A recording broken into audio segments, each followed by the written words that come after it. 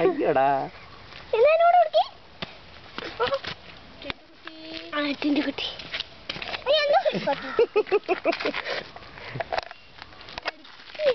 അയ്യോടാ ഒരു 30 സെക്കൻഡ് ആയിക്കോട്ടെ എന്നിട്ട് ഭയങ്കര ഓട്ടം നിക്കുന്നില്ല.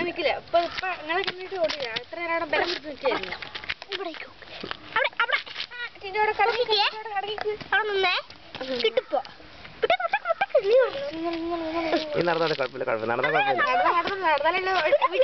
വീഡിയോ ആണേ. അയ്യോടാ ഒരിടത്ത് പോണത്